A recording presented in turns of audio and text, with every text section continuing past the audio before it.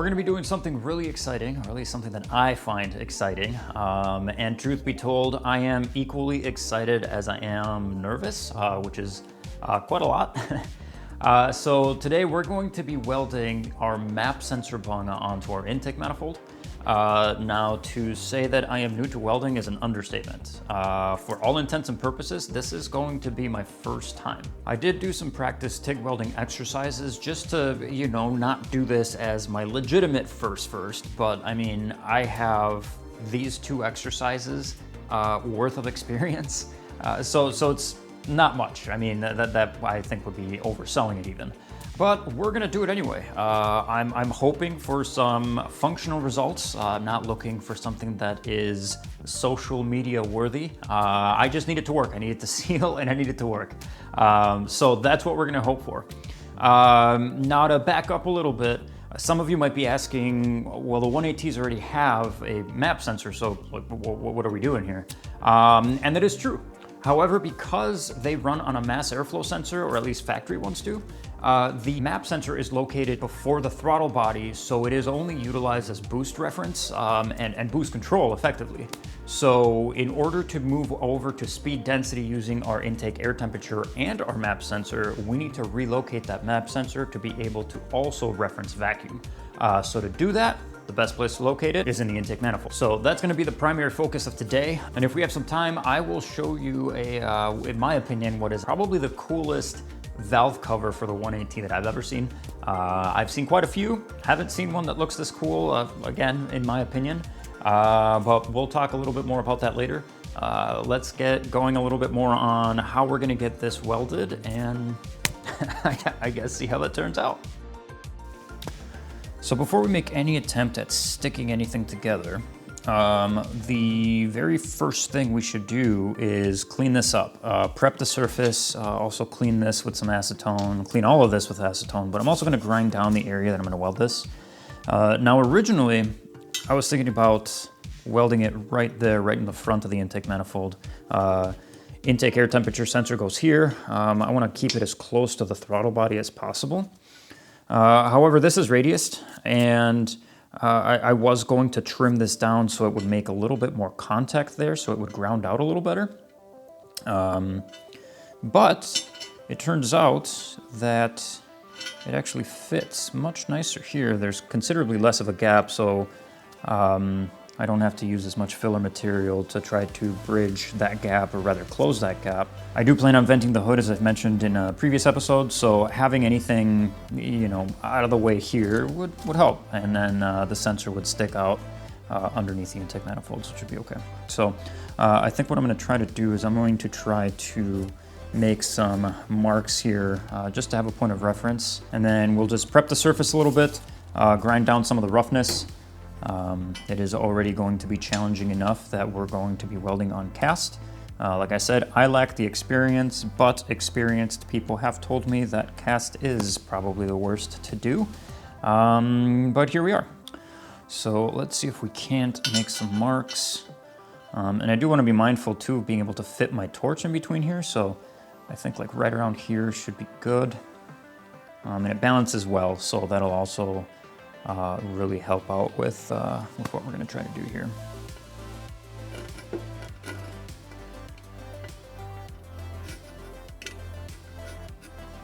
So let's go ahead and start grinding some material down here just to have a nicer, cleaner surface, and hopefully it works out.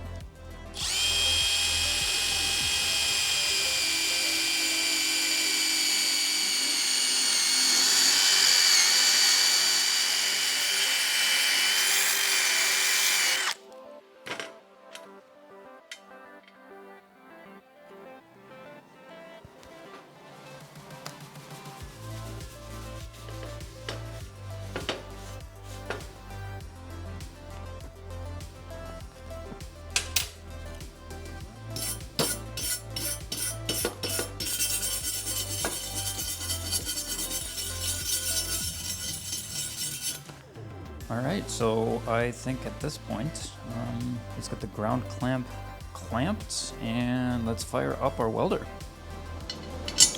All right, so hopefully you guys can hear me okay. So I'm gonna start on the bottom side first. Figured it would make the most sense. Like I said, I'm not expecting these to look very good at all, but at least this will allow me to kind of play around with the settings depending on how the metal behaves. But I've got myself attached to a pedal. I've got a number 5 cup here. I'm gonna be using 3/32 filler. Yeah, we'll see what I can do here. I'm hoping I don't ruin this intake manifold, but I'm gonna try to get comfy here. It's now or never, right?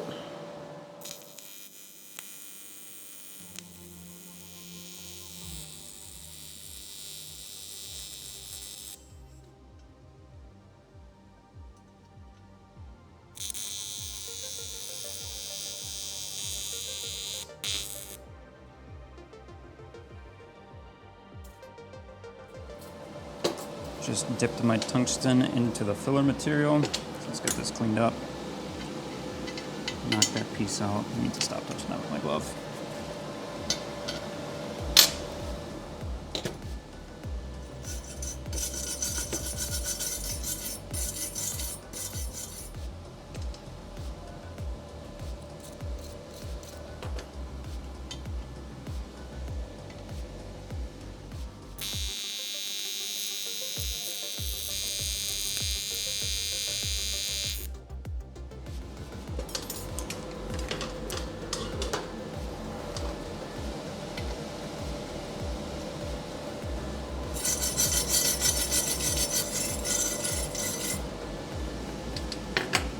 Well, so melted through this one. Clearly the heat is too much for this. Not so much for that. So I did buy a second bung because I fully expected to do something like this. But now that only means that I have to be even more careful. I think what I'm going to try to do actually is I'm going to try to weld it from the flat side or the flatter side. So over here. Instead of trying to start over on the corner, and especially over here by the thread where I can certainly blow it out and ruin it. Now I'll buy more bungs if I need to, so here's to learning. All right, so let's see if I can do a little better with this new one here. I need to situate myself in a position where I can see a lot better. I'm not doing myself any favors right now, but you know, we learn. Trial by fire for this one. Quite literally.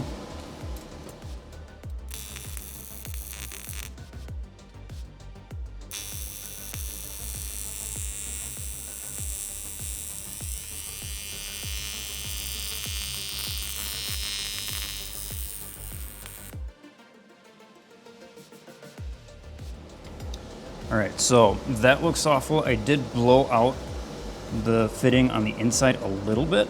Not too big of a deal because it does have an insert that goes in there, so I can just grind that out, put that in there. However, I did drop to a 1/16 filler. I think by using the 3/32 filler, it was taking too long for the material to melt in, so I was starting to overheat my bung here, which I feel was kind of a problem. So I started inserting a bunch of this material just to fill in the holes that I've made. And we'll kind of just go from there. So I've got it melted onto the manifold. So like I said, I'm glad it's on the bottom side where I can't really see it. It'll allow me to kind of work my way around without ruining, or hopefully ruining, the manifold here. Or the bung rather. The manifold, there's plenty of material there. I can grind away, I can cut it out if I need to. But yeah, I mean, I was expecting this to be challenging, and it certainly is. But we're gonna keep on going.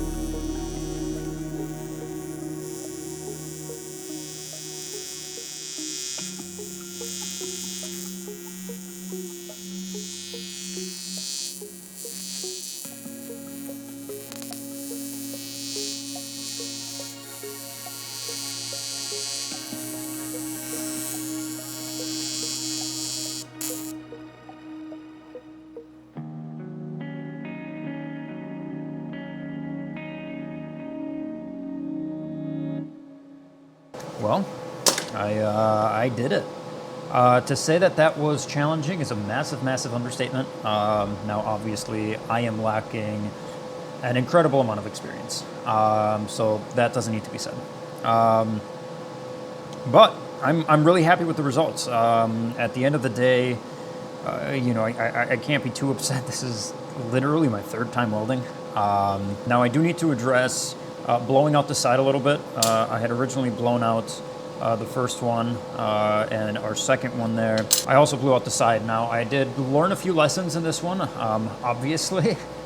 First one being that I believe that when I initially started, I had my amperage too low. I was around 90, but I'm going to infer that because my amperage was too low, I was generating too much heat and transferring it to the part while simultaneously not producing enough heat to create a solid pool and penetrate enough to actually drop my, to put some filler material in. After I got halfway through that, struggling, I increased the amperage up to 135. And in doing so, I was able to modulate the pedal quite a bit more to where I could crank it up to about, 90%.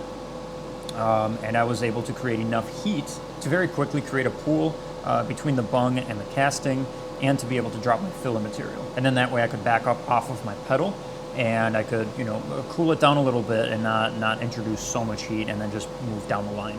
Now, it looks absolutely awful, but I'm okay with it. It's absolutely functional. I don't have any pinholes, none that I can see. I was actually being as diligent as I could be to address any of the pinholes while I was there and making sure that I could swirl the heat in to merge that pinhole in and completely fill it. So yeah, I'll just use a Dremel and we'll go ahead and Dremel that bit out because it will be using an insert. I'll pop it in there, we should have plenty of room. And then I'll go ahead and drill and we'll get our map sensor fitted. And I'm gonna call this complete. I would like to paint my intake manifold as well as my valve cover that I have over here. But I don't know if you can see my breath. It's a little bit too cold to be doing any kind of spray painting, so that might have to wait for a little bit. But this was the biggest hurdle. I was stressing about this, but I'm happy about it and it's done. So let's get this cleaned up and let's drill a hole and keep moving on. So I've gone ahead and removed the material that was standing in the way of getting our insert installed. I forget what this bit is called, but it looks great, works perfectly. I mean, that's what that bit is specifically for. And our piece fits inside of our manifold exactly. So before we can put our map sensor inside, we can get right into our drilling portion, which I'm gonna do in 2 steps. I'm gonna create a pilot hole, and then we're gonna go ahead and bore it out. Now, I'm not entirely sure how easy this is going to cut through, but I guess we're gonna find out.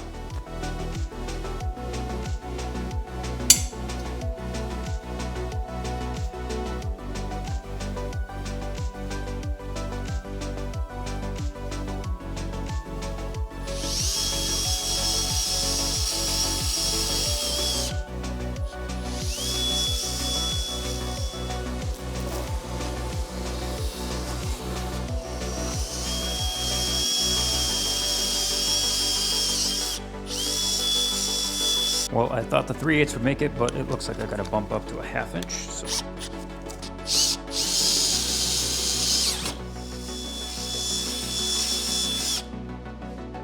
It was a little messier than I wanted it to be, but we're through. Well, and here's our finished product. I don't know if I can overstate how excited I am with how this turned out. For you fabrication heroes out there, it may not really seem like much, but to me, this is a pretty big step. This fits in there nicely, pops right in. We've got our map sensor.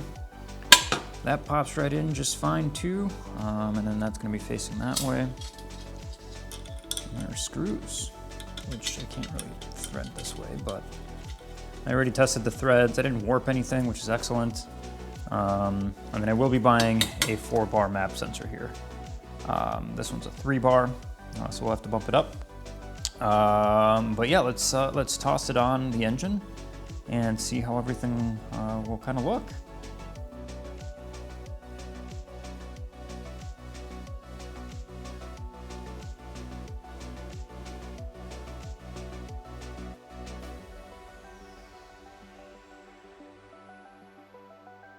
Well, with the intake manifold all done and taken care of, I do want to turn our attention over to this valve cover. Now, I do want to give a shout out to CarrotTopTuning for this one. While I did pay for this with my own money, I did reach out to them and see if they wanted to work together, and they agreed. So we not only landed ourselves another affiliate link, but also a 5% discount on their website.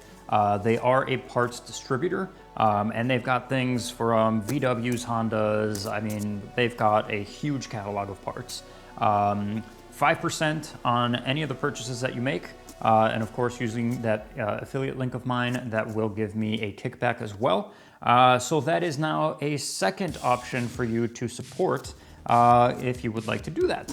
Now, I do want to talk about the valve cover specifically and some of the features that it has because, like I said at the beginning of the video, I do genuinely think that this is the best and coolest looking valve cover that I have ever seen on any 1.8 liter.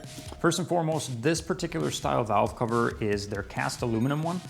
They do also have a billet aluminum, a little bit more expensive, but it does look also quite nice. However, I personally like this design the best. Now, based on the design elements of this one, I would probably take a guess that it was inspired by a 2 liter, which, like I said, I think it looks really cool.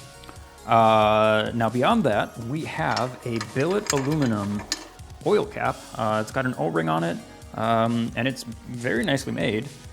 Fits very nicely. The entire build quality for this looks and feels very nice, even for a cast aluminum piece. Some of the things that I really like about it are, of course, the breathers. So you have two 10AN breather ports. These are perfect for orb fittings.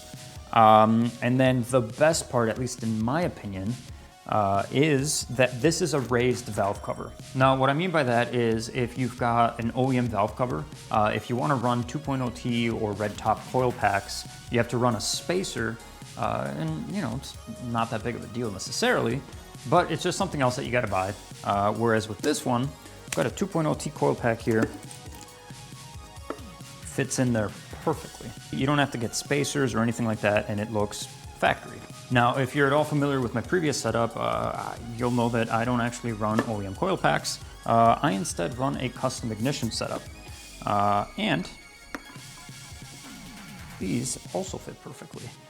So I'm really happy with the fact that this all is just going to work perfectly. I can already envision what this is going to look like at the end, but we got to take care of a few things. Now, I have seen online that a lot of people were concerned and complaining about the fact that there wasn't a grounding provision like there was in the factory valve cover.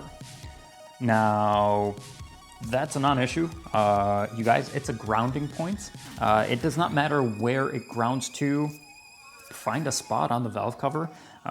They did recommend to put it on the backside. It's just the closest piece there, extend the wire, things like that. It does not need to be, or I would say it's not necessarily like a missing piece, so to speak. It is just the design of the valve cover doesn't incorporate one on it, and I think it looks considerably cleaner that way. And like I said, you can find any other grounding point and it's going to work just as well. Like I said, it's a grounding point. And then lastly, something that you will need to do before you can actually run the valve cover is that because the valve cover itself is raised, you're not going to be able to run your nuts in the factory studs, but they do provide you with extended studs. So these do have to come off, and then they have to be replaced with these. And then, I mean, that's pretty much it. And then the rest is just kind of plug and play. So if you've never removed studs before, they're generally really, really easy to take out. You just take two of the nuts that came off of them, and you place them on the stud. If they have a shoulder, alternate them so the shoulders are touching each other. So one upside down and one right side up. And basically all we're gonna do is we're gonna tighten them into each other. And then by tightening them into each other, grab the bottom one and you can just start loosening. It'll come right out. And then with some Loctite on the bottom thread, we'll just go ahead and thread in our new one. And honestly, I would just do it finger tight. There's no need to put the nuts back on it and crank on it. This is aluminum, and the last thing you want to do is just rip these threads out. And because it is a stud, the nut's going to be the one doing all of the work. We don't need to worry so much about this being torqued to anything special or anything like that. So that's pretty much it. I'm going to do these other two and we're going to call it good.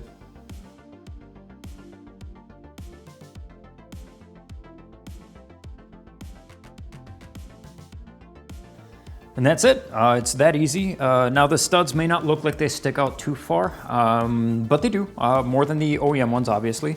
And we still have to tighten this down. So once it gets tightened down, the gasket and everything will obviously compress, and that'll give us the remaining threads for a good solid contact on the new nuts. So yeah, I mean, man, that's it.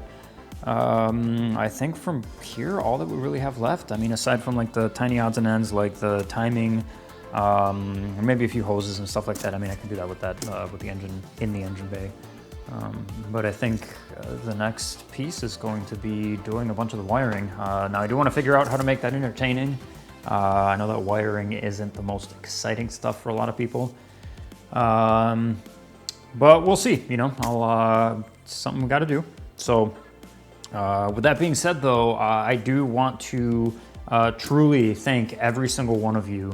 We broke 1,000 subscribers, which I at no point had any expectation to do that this year. Like I said, I got back into this earlier in the year, not quite at the start of the year, but you know, a few months later. And my goal was to reach 500, and we have more than doubled that. So.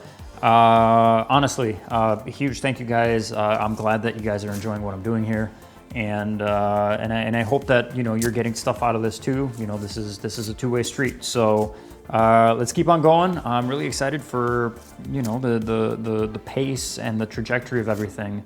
Like I said, I'm going to try to keep it at one video a month right now. You know, I still have a full-time job, so this is something that I still do on the side. But yeah, I haven't quite figured out how to properly sign off, and I feel awkward every single time. So, bye.